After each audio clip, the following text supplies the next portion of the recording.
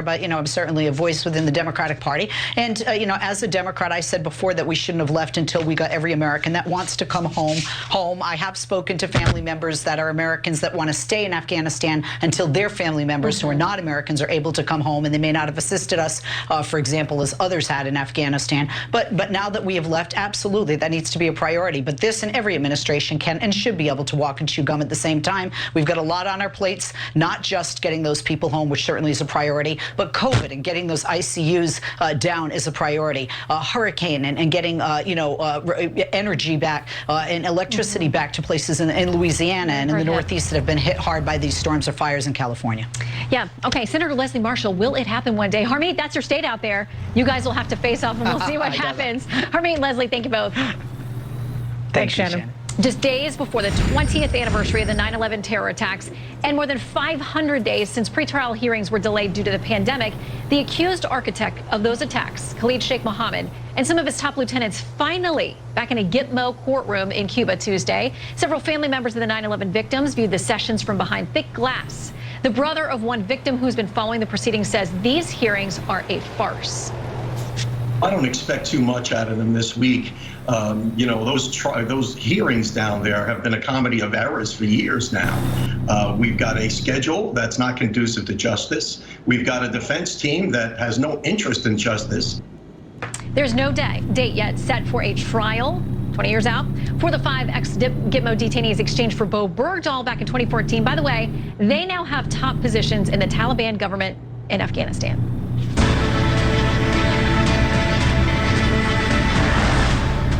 First up in tonight's crime roundup, at least 60 people shot in Chicago over the weekend, including a 4-year-old. In his home, bullets fired through a window hit him in the head, and he later died.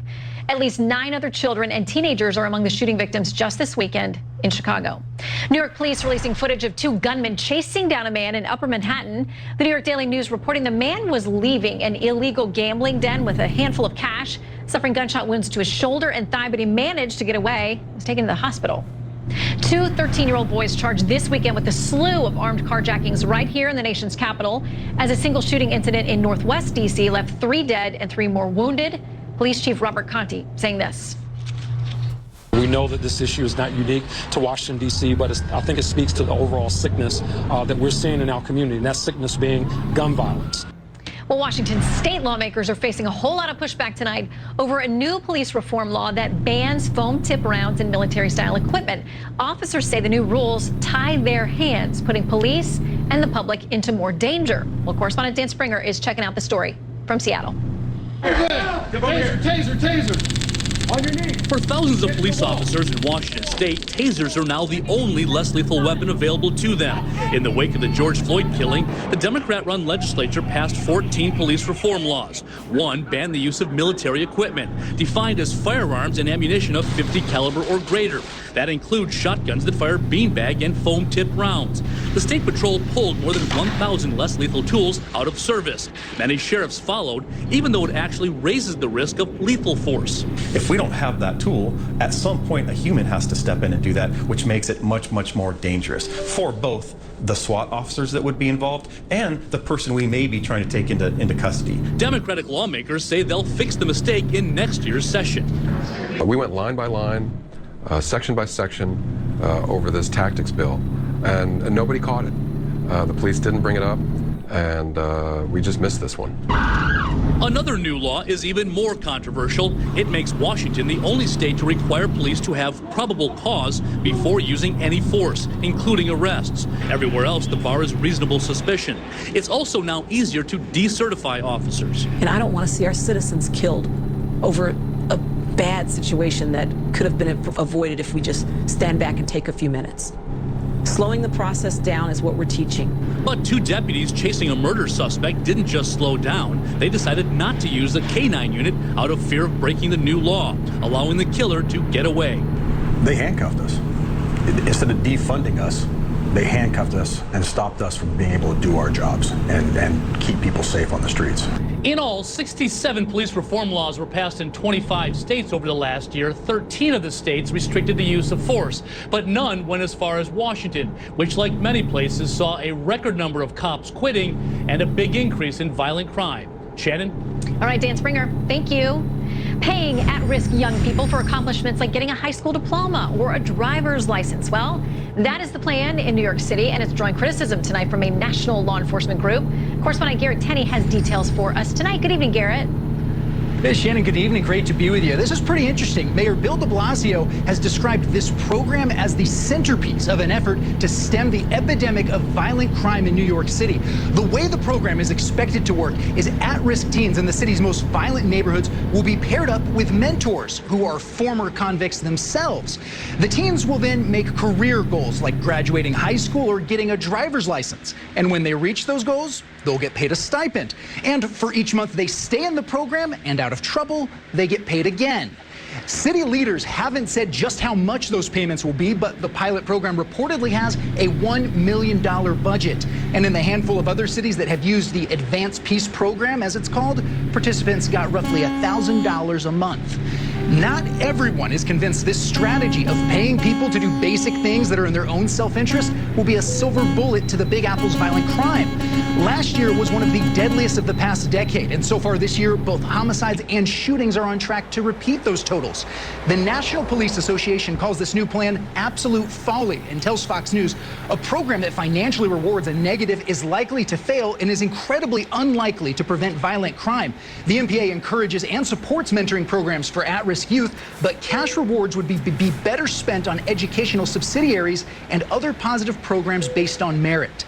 Mayor de Blasio's office is pushing back on that, though, and argues that results from similar programs in other cities have shown a decrease in gun violence. A spokesman for de Blasio previously told Fox News, "Thankfully, we listen to data and science to save lives, not conservative columnists in their ivory towers who truly don't care about stopping gun violence." The data isn't entirely clear how effective the Advanced Peace Program is, though. A report by the American Public Health Association found that in Richmond, California, where Advanced Peace got its start, the program may have reduced gun violence between 2010 and 2017, but noted it also may have led to an increase in non-gun violence. Other data points from the Advanced Peace Organization, such as the number of shootings prevented, are hard to verify as well. New York's mayor is convinced this will be a game changer, though, and we'll all have a chance to see that this fall when the first teens are enrolled in the program. Shannon? All right, Garrett, we will track it. Thank you so much. Breaking tonight, a powerful earthquake in southwestern Mexico. We're just getting word of this, striking near the Pacific resort city of Acapulco, causing buildings to rock and sway in Mexico City, nearly 200 miles away. The U.S. Geological Survey says the quake had a preliminary magnitude of at least 7.0. The good news is, for now, no reports of serious damage or injuries so far. We're going to keep you posted as we learn more about that. Well, smothered and covered, the wild Waffle House brawl caught on camera. Customer and employee will explain that. And would you sleep on a mattress dangling 1,000 feet in the air? The day's best viral videos next.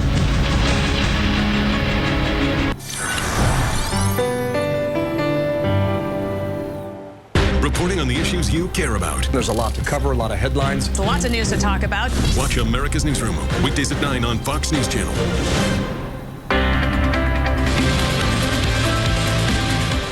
The pandemic put many things on pause, but one thing it's not slowing down is pet adoptions, with the number of animals rescued from shelters up by roughly 40% in 2020. The first week alone, last March, we saw more than 700 foster applications. As the nation first entered lockdown, many people sought out a furry companion to help them with COVID-related anxiety and cope with loneliness. We've arguably weathered one of the most stressful periods in our lives together, and so that's a really strong bond that's created. But now that the country is starting to open back up, more people and their pets are coming out of isolation, and animal experts say just like pets were there for us during quarantine, we need to be there for them. Adding many dogs and cats will now need to be reintroduced to social situations. If you want to get an animal adjusted to something they're unfamiliar with, you do it gradually. And separation anxiety is also a growing problem for some pets. When we started working from home and spending more time at home, Coco got very attached and became quite the Velcro dog. To help combat separation anxiety, animal trainers recommend leaving your pet for 15-minute intervals at a time and then gradually building up their tolerance to be left unsupervised. It also helps to have plenty of treats. We have some treats that have lavender in them. They have melatonin in them. That might actually get your dog a little more relaxed. And it may seem like common sense, but experts say you should give your pet plenty of toys so they can be occupied while you're away. Ashley Strohmeyer, Fox News.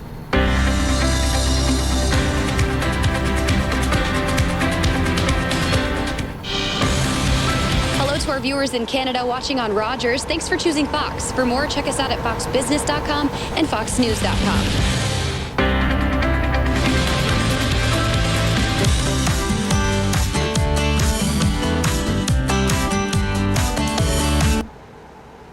Buccaneers kicking it off. It's Greeny, starting 10 a.m. Eastern on ESPN Radio and ESPN Plus. Are you ready for some football? This is Keyshawn Johnson. I'm ready. Whoa, get ready, bam, lamb, get ready to ride. The countdown to kickoff continues. One day. Put your hands up. Now sing. Here's Brady, throws down the middle, and it's caught. Touchdown. The biggest season ever. Let's go! And it starts every morning with Keyshawn, J. Will, and Max, and continues all day right here on ESPN Looking Radio. at centuries-old documents that keep Aztec lore alive through examining pint-sized pieces of the solar system. Each episode of Nat Geo's Overheard podcast takes a dive into the conversations that occur behind the scenes at National Geographic. Overheard is presented by the City Advantage Platinum Select Card, the card built for your adventure. For a limited time, apply for the City Advantage Platinum Select Card, and you can earn 50,000 Advantage bonus miles after qualifying purchases. Head to city.com/adventure to learn more. Did you know the arrow in Amazon's logo represents A to Z? Maybe the My Computer Career logo should represent unemployed to employed. Ryan was out of work when he started classes in March. In September, he started his IT career, working for Amazon, making more money than he ever thought possible. Here's a prime opportunity. Go to mycomputercareer.edu and take the free career evaluation today. You could start your new life as an IT pro in as little as 4 months. It's not rocket science. It's mycomputercareer.edu. Hey, it's Tony Grossi. You're listening to the home of the Browns, 850 ESPN Cleveland.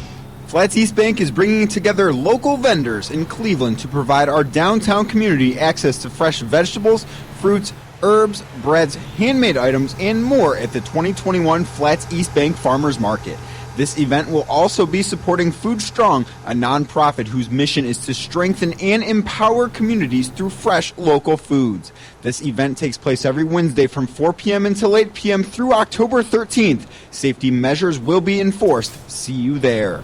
Football is back, which means cooler weather's coming. Get your furnace cleaned and checked so you don't get caught in the cold. And before it gets too cold, make sure you get your furnace checked for just $69.95 plus tax. Or get both your AC and furnace checked at the same time for just $104. Sal's Heating, Cooling, Plumbing, and Sewer. Call for a free quote today. 440-582-4748. Or go to salsheatandcool.com. That's salsheatandcool.com.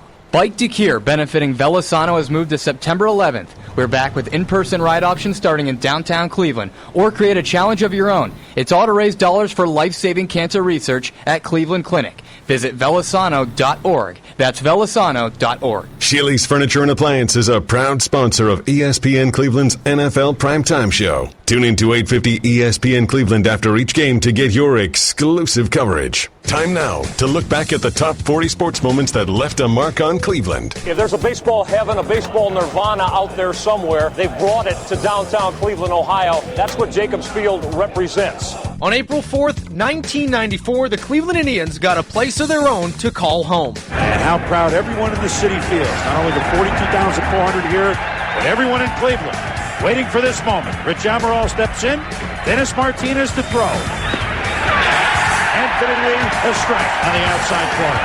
Our own Tony Rizzo remembers. Just the feel of an old school ballpark made only for baseball. I was absolutely blown away. I remember calling my grandfather, my 90-year-old grandfather, and I said, get in the car. I said, because I got to bring you down here. You've got to see this place. It was just like a magical place for Indians fans back in 1994. Celebrating Cleveland's top sports moments and looking forward to those still ahead of us. 850 ESPN Cleveland and the ESPN app.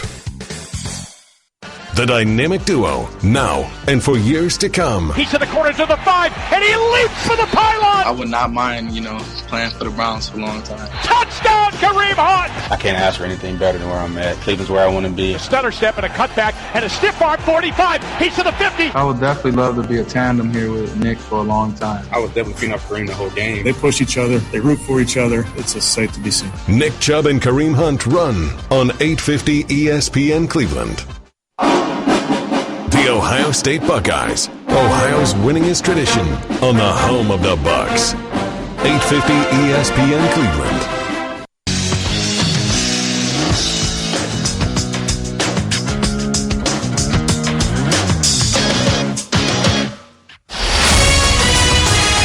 Sports Center All Night continues with Jay Reynolds.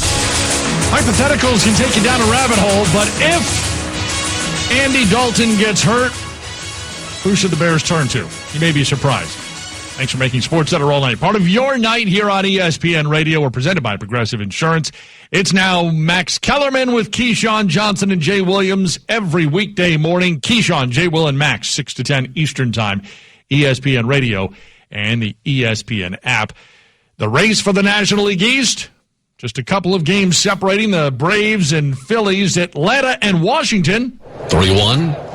Swung on and hit well to deep left center field. This is heading back towards the seats, and that one is gone! Ozzie has homered in 4 straight games, and he does it here in the bottom of the 7th inning to put the Braves back in front. It's now 7-5 Atlanta. 680 to the Fan. It would be an 8-5 win for the Braves over the Nationals. Atlanta 13-4 against Washington this season. They're 500 against the rest of the NL East, 24-24. As for Albies, 4th straight game with a home run, as you heard, matching the longest streak of his career, which was done last month. He's the only player in Major League Baseball with multiple 4-game home run streaks this season. So the Braves get the win. The Phillies, not so much. Here's the pitch. Swung on, lined up the middle. That's a base hit. Pandemic. Analysts say all real power continues to lie in the hands of King Mohammed VI.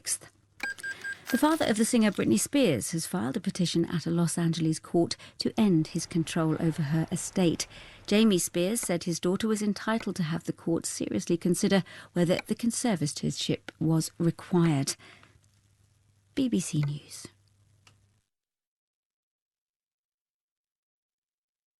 Hello, this is World Book Club, and here with me answering questions about her extraordinary, powerful novel Mend the Living is French author Maëlys de Kerangal. It'd be lovely now to hear another reading from Mend the Living. This is, although Simon doesn't know it, this is his last venture out into the waves. Simon launches himself and paddles with all his might so he can catch the wave with speed, so he can be taken by its slope, and now it's takeoff. Super fast phase when the whole world concentrates and rushes forward.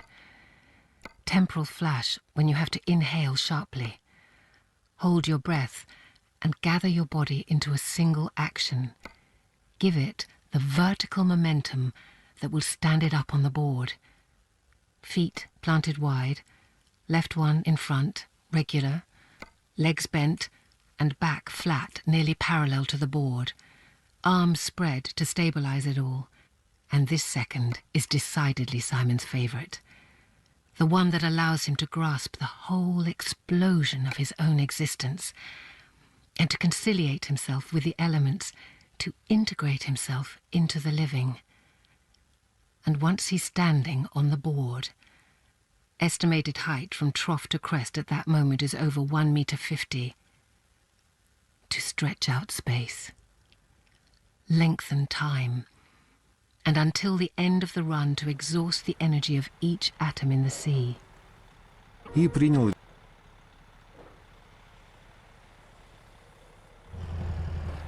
WBEZ is supported by Instituto Cervantes Center for Spanish Language and Cultural Exchange.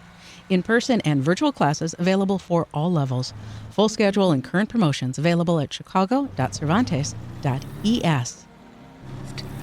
Purpled even beneath the nails, nor the abrasions that lacerate their faces now, the chapping at the corners of their lips as their teeth clatter, clack, clack, clack, a continuous trembling of the jaws in time with the uncontainable shaking of their bodies. No one sees anything. And when they're dressed again, wool long johns under their jeans, layers of sweaters, leather gloves, no one sees them rubbing one another's backs, unable to utter anything but expletives, when they would have liked to talk, to describe the rides, write the legend of the session. And shivering like that, they get in the van and close the door. Without pausing for even a second, Chris finds the strength to put the key in the ignition. He starts the car, and off they go. That's terrific. The sentences that you write are a bit like waves themselves. You can find them sort of slowly coming in and building. It's brilliant. Miley, we've got a question now that was rung in to BBC World Service by David Hebblethwaite, who lives in Berkshire in the south of England. And here he is to ask. Hello, Maylis. I'm David Hebblethwaite from Berkshire. My question is this. I love the way that the writing in Men the Living seems to show different angles of the same scene all at once. And I'd like to ask, how did you arrive at that voice? Well, that's true, because you've got all these different characters with their different perspectives on what's happening, their different angles, as David Hebblethwaite says, so that you sort of create a split screen effect if we were talking about film, so that, for instance, you'll have the doctor, Pierre Revol, talking with Simon's mother, telling her he's brain dead. You've got her ex-husband, parents. I suppose the question is, did you write each character's story and then cut them up, or did you jump from character to character yourself as you were writing? Oh, in fact, I tried to build a team where no character could be seen as a principal character. I did not want a character take the power on the other, and I... Benedict Spence, Conservative commentator, on what Martin Daubney just had to say. And again, he's now deputy leader of the Reclaim Party, was with the Brexit Party. I don't even think this should be a party political thing. I think it's just, do you believe in freedom and actual scientific, sensible debate and government policy based on evidence and cost-benefit analysis and things, as opposed to just sort of, everyone's really scared, so we're just going to do something, even though it won't make any difference whatsoever and cost the economy and our civil liberties and our values forever.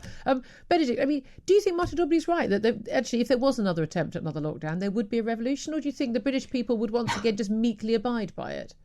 I think they would meekly abide by it. I'm in the camp. I'm in the camp of those who believe that actually you get the politics that you deserve, and look at the state of the main parties that we have, and we have those because people have allowed this situation to fester, these sorts of people to get into office.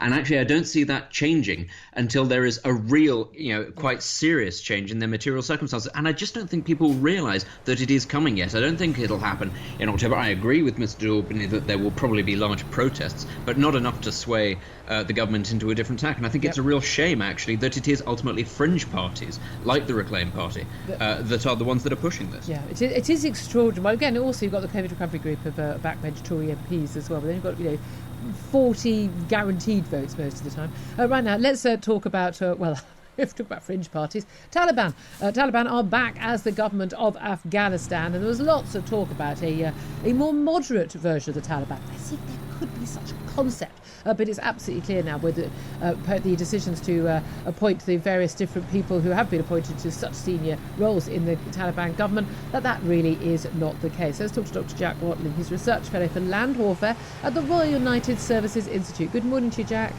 Good morning. Even the US has expressed some concerns about this new Taliban government. We are talking about senior figures, all male. What a surprise. We are including people who are on UN blacklists and even most wanted by the FBI. There's no doubt at all this is not a new Taliban or Taliban light. Well, it's quite literally not a new Taliban. The Prime Minister, Mullah Akhund, was Deputy Prime Minister under the previous government. And then we have Baradar as, named as brother, not in a familial sense, but because of his closeness to the former leader, Mullah Omar. And of course we have Sirajin Haqqani, as you say, wanted by the FBI as a terrorist. And most of these senior figures are also sanctioned by the UN, in many cases specifically for their conduct under the previous government. Yeah, indeed. I mean, there's certainly no diversity, inclusion and equalities minister being appointed. There's no doubt at all there. We've also seen shooting, in the air, so far only, to protest by women about their rights, as women were allowed, as of this week, to go back to higher education, to university, but, seated separately, having to be bussed in with, blacked out curtains so they can't see the driver and no one can see them, and sitting separately from the men. They're still in university, but one would wonder for how long while the cameras are still rolling. How worried should people be for the people of Afghanistan? Deeply worried. And I think it's important to note that while people are going out on the street and protesting, and they're unlikely to be gunned down and that kind of thing, what you will see is visitations to houses afterwards. And those who are organising those protests are under very, very grave danger. And at the point where a few people are made example of, that's when you will see families starting to say to their relatives, please don't go. And so these sorts of movements under severe repression bleed out. And so I think you just have to look at this over time. It's also worth noting that in the 1990s, the State Department and others were putting out very similar statements that now that the Taliban are in rule, they will have to moderate, they will have to govern sensibly. So we've heard this before, we've been down this road. Yeah, and that is the concern, isn't it? That actually this idea, they want to get money, the assets that are being held in American and British banks, and the likelihood in getting that UN help, that's going to make them behave in a better way. But there's no reason to think that. Well, I mean, of course they would like that money, but they have come to power because they espouse a set of values, and they've convinced people to join a movement that advances those values. Yeah. Now, if they suddenly abandon them, then they will have fracture inside their own ranks, and that is far more threatening to their rule than the loss of a certain amount of money that they may or may not get. Yeah, indeed. Dr. Jack Watling from RUSI, thank you very much indeed for joining us. Quick word from Benedict Spence on that. When you and I were discussing Afghanistan events in recent weeks, we've left, hundreds of people thousands probably, who have a right to come to this country, who we have a duty of care to. Millions more left to this government. Realistically, is there anything that will persuade them to act in a more moderate way, or do you think it's just for the benefit of the cameras for a short period of time and then they will resume to their old ways? I mean, I think that there are external actors, countries like Pakistan, for example, who could put pressure on them. The relationship with China will be very interesting because, they do have a set of particular values that are firmly at odds with China, albeit China does want access to its mineral resources. So, how much of a quid pro quo can be achieved there will be very interesting. But ultimately, it's the one thing I would say where it differs from the old Taliban is that this one is far better armed. Apart from that, it's basically the same organisation. Aren't they just better armed indeed? Thank you very much indeed for that. Right now, don't forget we are going to be talking to the Health Secretary, that's Sajid Javid, in just a few moments' time. Before that, though, let's talk about one of the biggest issues we've got in terms of our healthcare, and that is obesity. Well, a new report suggests that ditching sweets for fruit at supermarket tills does have a dramatic effect on how much junk shoppers buy, according to real-world trials. Well, let's talk about this with Professor Graham McGregor. He's chair of Action on Sugar. He's a professor of cardiovascular medicine. Good morning to you. Good morning, Julia. Thank you very much indeed for joining us. There's been a lot of talk about this, that actually, particularly parents saying, pest or power from children. Frankly, I think parents need to learn how to parent a bit better. That, if you're standing at the till in a queue and there's all these sweets and chocolates, not only do the parents go, I'll have a chocolate bar, but the kids are going, please, can I have this or that? And actually, if you don't have that there, these things don't get bought, and that's good for the nation's health and indeed our pocketbooks as well. But real-world evidence suggests that really is the case. Yeah, I think so. It's a very important study that clearly demonstrates what we've suspected. We know from the marketing people that product placement in a supermarket is worth a hell of a lot of money, and the food industry pay buckets of money to get their product in the right place at the right height. And this confirms it. If you put fruit and vegetable displayed prominently and don't display the confectionery, you get far less confectionery sold and a lot more fruit and vegetables. So it's another weapon in the armoury, and the government is planning to do this, to ban these tempting fruit, confectionery as you check out. How far they'll go, of course, is another question. But it is a small step. But again, should they be banning it? I mean, if this is something that customers want, then this is something that supermarkets will do, surely. Well, if you live in a free society, let them rip you off. I mean, everywhere. Wait, they're not ripping you off. If you know what? I have never once been forced to buy anything in a supermarket. Okay, I agree with you. But the point is that everywhere you go, Julia, and you're aware of this, you have this healthy food, unhealthy food thrust into you to try and buy and tempt you. Where you move anywhere, it's there. The supermarkets do the same. But hold on a minute. I've never walked into a supermarket where I haven't had to walk past the fruit and the veg first. Yeah, but what about when you check out as well? This study didn't look at that, but that would be. Why not have fruit and vegetable tempting you as you go out rather than all the confectionery? Why is it the supermarket's job to tell me what to eat or to persuade me to eat a healthier diet? It's nothing to do with them what I eat. They're just there to provide a service. When I want to buy food, I can go to the supermarket and I choose my food for myself.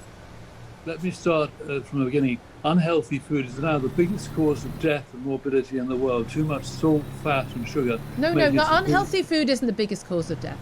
People, yes, it is. Look at the global burden. No, Professor, that's wrong. People eating too much unhealthy food is the food itself on the supermarket shelves doesn't hurt anyone.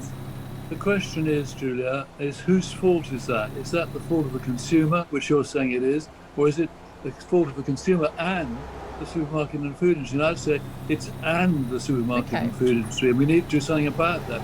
The supermarket can easily make profits, so can the food industry, from more healthy food. And indeed, they are doing it. But more healthy food is often food that goes off. So you can have a food, a cake that lasts for 3 weeks on the shelves, and the bananas only last for a couple of days. You can easily make all these things with less sugar, less salt, and less fat. But people don't like them as much. No, that's not true. We've reduced salt by 30 to 40% in all the products you buy in the supermarket. And I bet you haven't even noticed that they've come down over the last 10 years. Do you realise that? I talk about it a lot on air. B, I have noticed, but actually because I think it's made a lot of things taste better. I think a lot of things have got over-sweetened, over-sugared. There's no doubt at all there that... you are. We all agree.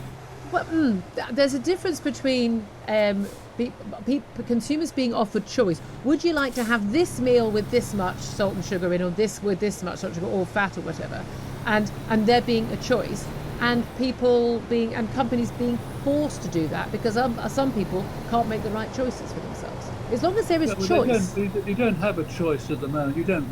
You can't seriously say you look at all the labels to see which cereal or which bread has the least salt in or the least sugar. I consciously choose, like, for instance, breakfast cereals, which are the own brand ones, the supermarkets, because I know that they have less sugar in them. Yes.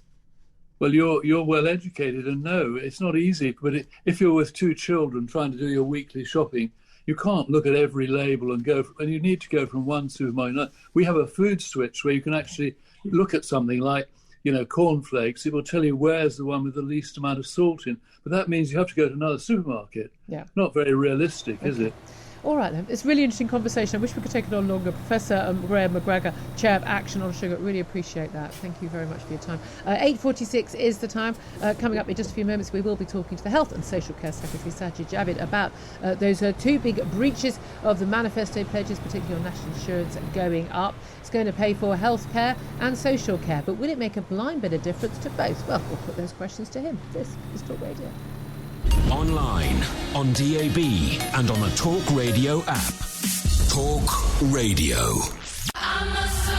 An all-new, unmissable September lineup streaming exclusively on Star on Disney+. Including the dystopian drama of Y: The Last Man. Half of our world was gone. The exclusive final season of The Walking Dead. These people, they want stuff. And the all-new comedy drama Only Murders in the Building. How well do you know your neighbors? All of this plus so much more streaming exclusively on Star on Disney+. 18+ subscription required. T's and C's apply. Philip Schofield here. Did you know there are just over 31 million seconds in a year? So why not spend 60 of them finding out how much your car's worth at WeBuyAnyCar.com? That's right, only takes 60 seconds, leaving you millions for the important things, like marvelling at what a tiny speck of dust we are in the endless universe. To find out how much your car's worth in 60 seconds, enter your reg number now at WeBuyAnyCar.com. Admin fee may apply. For more information, see WeBuyAnyCar.com/info. It's the first time the family have been around in a while, so the last thing I wanted to worry about was getting comments on my DIY. Dulux have handpicked the UK's best independent decorators, with each Dulux Select member assessed and accredited, giving me the peace of mind I'd be left with a perfect, high-quality finish on my project. You can find your local Dulux Select decorator at duluxselectdecorators.co.uk. Now the only thing I have to worry about is which room they're going to do next. Looking for a business SIM that's 4 times cheaper than some of the other big networks? With Three's boundless business offer, get 10 unlimited call and data SIMs for just £5 each. That's the whole team sorted. Switch to 3 and become boundless today. Search 3 Business or visit us in store. 24-month plan excludes 20% VAT. Price comparison based on equivalent plans on Vodafone and EE websites on 4th August 2021. Terms apply. See 3.co.uk/terms/business. Talk Radio. Traffic and travel. On the M6 in Cheshire, 2 out of 4 lanes are closed northbound between junctions 17 and 18 from Sandbatch to the Middlewich and Holmes Chapel turn for emergency repairs after a lorry hit a bridge yesterday. It's taking nearly half an hour in queues from just before the Sandbatch services. On the M60 in Greater Manchester, there's a lane blocked by an accident clockwise at junction 11 at Barton, with queues from junction 9 at Trafford Park. On Merseyside, the A567 is closed along Stanley Road in Kirkdale because of an investigation, and train services are suspended between Bedford and St Pancras for an investigation. I'm Russell Holden. Is now available to watch 24 hours a day on your mobile and on your smart TV. Put faces to your favourite voices with Talk Radio TV. Looking good, sounding even better. Download the Talk Radio TV app or go to talkradio.tv. This is Talk Radio. Across the UK, online, on DAB+, and on your smart speaker. Julia Hartley-Brewer at breakfast on Talk Radio.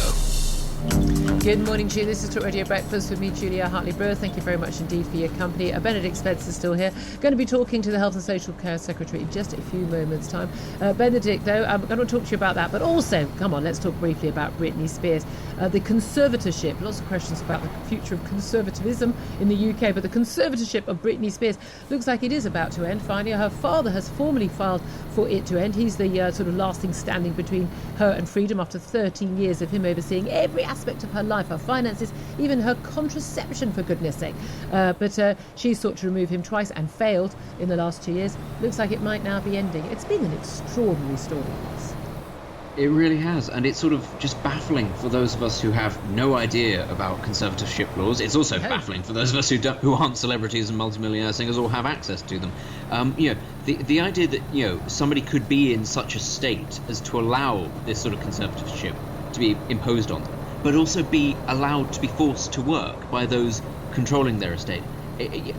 One finds it very difficult to sort of understand where the responsibility sort of ends. What on earth was she doing, being sort of made to perform on stage in Las Vegas? What was she sort of being? Why was that permitted if she was incapable of making her own decisions to the point where she had to have sort of contraception against her will? Where does that begin and end? I don't understand it.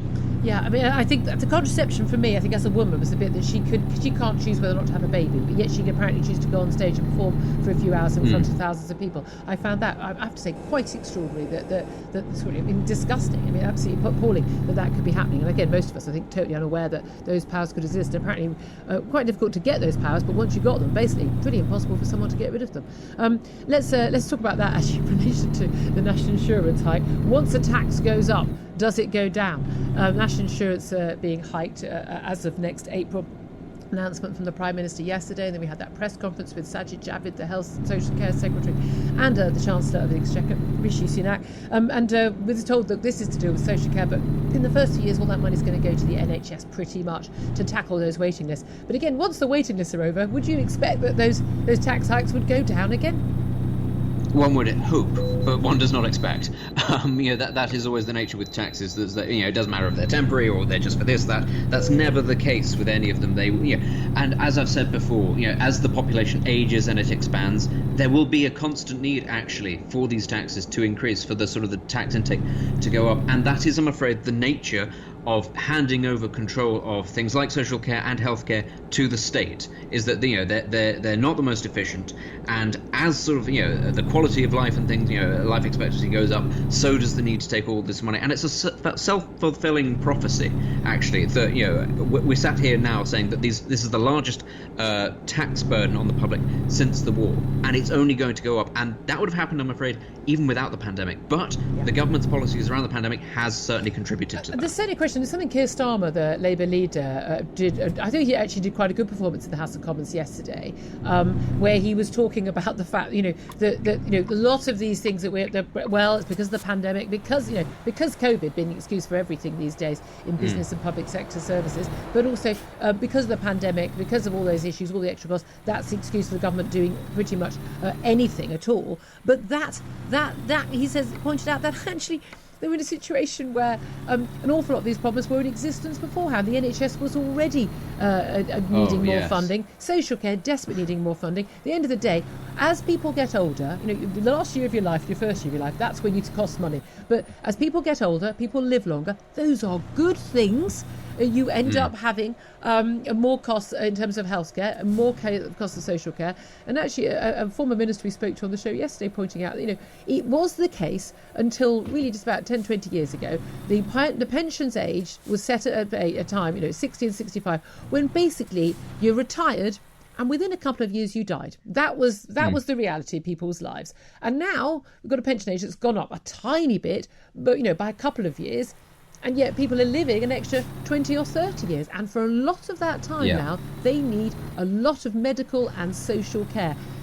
That costs money. We have to have a national conversation about how much we're going to expect people to pay for themselves and how much the state is going to pay.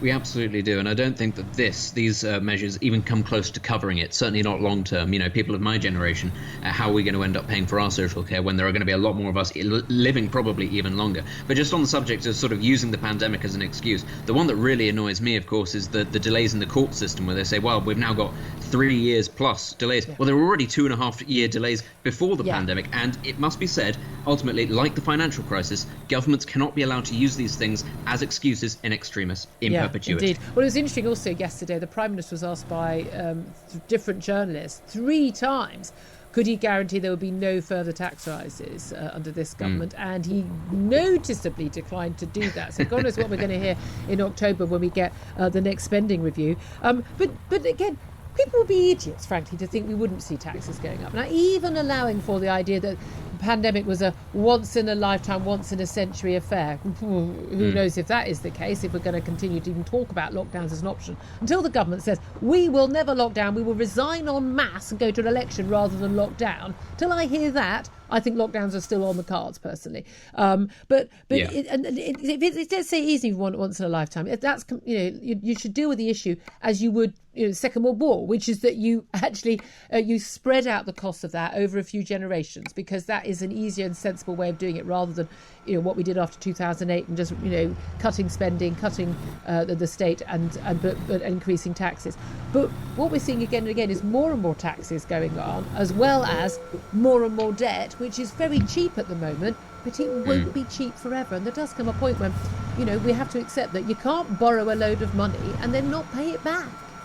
Absolutely. But again, this is the whole political culture in this country is just saying one thing, doing another, and everybody just sort of shrugging, accepting it and going along with it. And there aren't enough people who are angry. Voters insisting on governments in waiting telling us lies. Insisting, saying, when a government says, we're going to have to put up taxes to pay for something, unless it's like Corbyn saying, we're going to put up taxes on those other people over there, those really rich people, not you.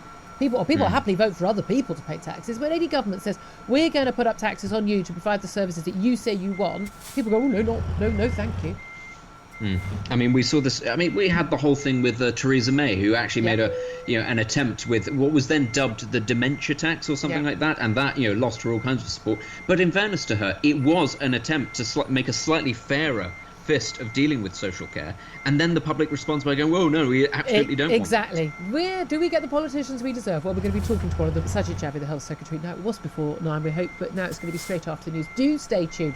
I'll put my questions on behalf of you to Sajid Javid, the Health and Social Security Secretary. Big thanks to Benedict Spence for joining us all this morning. This is Talk Radio. Online, on DAB+, and on your smart speaker. We have to find a way of getting some leverage over the Taliban. Talk Radio. Fishing around for a great day out? Dive into sea life with 2 free tickets worth up to £60 when you collect codes inside the Sun. With 10 UK locations to choose from, you're sure to make a big splash. Start collecting for your free tickets. Pick up the Sun today. It's sensational. T's and C's apply. Moving to a remote Amazonian village to live off the land is one change you could make to live more sustainably. Swapping your shower head for a water-saving one is another change you could make to live more sustainably. One's hard, one's not so hard, but both help. Change a bit for good. IKEA, the wonderful everyday. At Asda, we don't just do autumn, we do awesome autumn. We've got the deals to make you feel like a force of nature. You'll be feeling bright and breezy, even if it's freezing, and stand tall while the leaves fall. With thousands of rollbacks on all your favourite big brands, from Kellogg's to McCoy's to Capri-Sun. Or our old El Paso fajita kit, a 500-gram pack was £3 and is now just £2. Awesome deals on awesome brands? That's the Asda price feeling.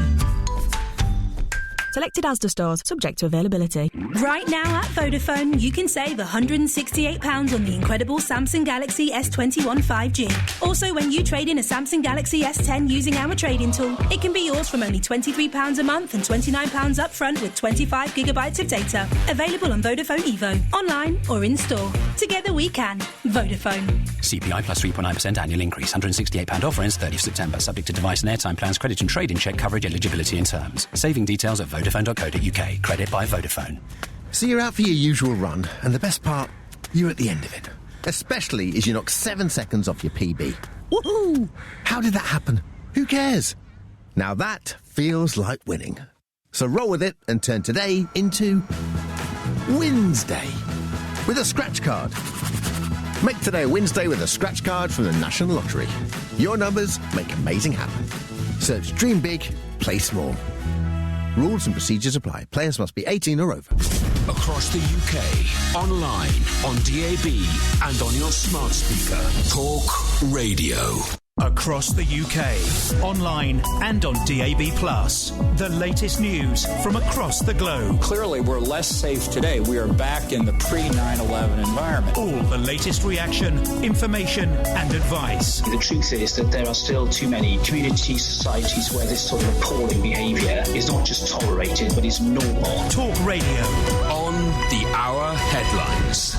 Good morning, I'm Ross Powell. On the way at 9, MPs asked about the biggest tax rise for 2 decades. Study finds those in northern England suffered the most during first lockdown. And could Britney Spears' father be about to give up control over her daughter's affairs? Talk Radio News. The Prime Minister said to be confident that his plan to reform social care and solve the NHS backlog in cases will be supported by MPs in Parliament later. His introduction of a 1.25% tax as part of a health and social care levy will go to a snap vote in the House of Commons today.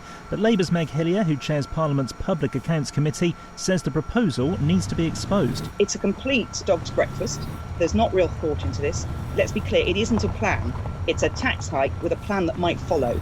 And I'm certainly already speaking to Conservative MPs saying, please get in there and make sure that something comes out of this that actually gets the money to that front line of social care. Businesses will also have to make an extra 1.25% contribution for each of their employees from next April, something the chair of the Confederation of Small Businesses, Mike Cherry, has told Talk Radio will harm the UK's economic recovery. When we saw national insurance hike to double digits, we saw all sorts of problems with businesses, lack of growth, lack of job creation.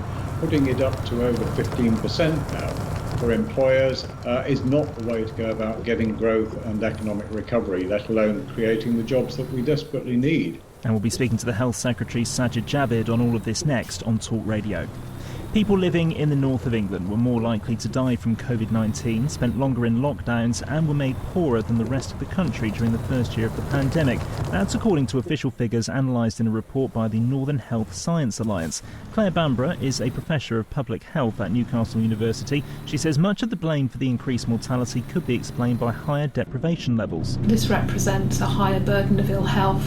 Some of the key risk factors, such as underlying respiratory ill health or cardiovascular disease, were higher in the north, so that meant that if people got COVID-19 they're more likely to be hospitalised or to die. And the second reason is more to do with the policy. In my view, I think we opened up too early after the first wave because our case rates were still too high at that point. The boss of AstraZeneca says booster jabs may not be needed for everybody. Pascal Soriot says giving everyone an extra dose of a coronavirus vaccine ahead of the winter period could end up putting additional unwanted pressure on the NHS. And the father of Britney Spears has filed a legal petition to end a controversial order that has controlled the affairs of his daughter for the last 13 years. The legal document submitted by Jamie Spears states his daughter's circumstances have changed so that a conservatorship may no longer be needed. The 39-year-old singer has attempted to remove her father as the overseer of her estate on 2 occasions in the last 2 years, even refusing to perform while he had control of her affairs. Talk Radio National Weather. A hot and dry day for most of the UK, with temperatures potentially peaking at 30 degrees in the southeast. A thundery and wet day ahead, though, for southwest England and parts of South Wales. Talk Radio. This all-electric ID3 from Volkswagen is some performer. It's won 12 awards, including What Car's Small Electric Car of the Year. And then there's this. Hello, ID. What would you like to do? Tell me a joke. Oh, my developers didn't teach me that, but I'll give it a go anyway. I couldn't work out how to fasten my seatbelt. Then it clicked. So that's 12 awards, but none for comedy yet. The multi-award winning ID3. Book a test drive at your local Volkswagen retailer. Voice activation sequence shortened. This is Talk Radio, keeping you up to date across the UK, online, on DAB+, and on the Talk Radio app. Julia Hartley-Brewer at breakfast on Talk Radio. Good morning to you. This is Talk Radio Breakfast with me, Julia Hartley-Brewer. Thank you very much indeed for your company. Let's get straight to my first interview of this hour with the Health and Social Security Secretary, Social Care Secretary, Sajid Javid. Good morning to you. Yeah, good morning. Thank you very much indeed. Unfortunately, not got you on video. I think you're travelling in your car, being waylaid by a protester.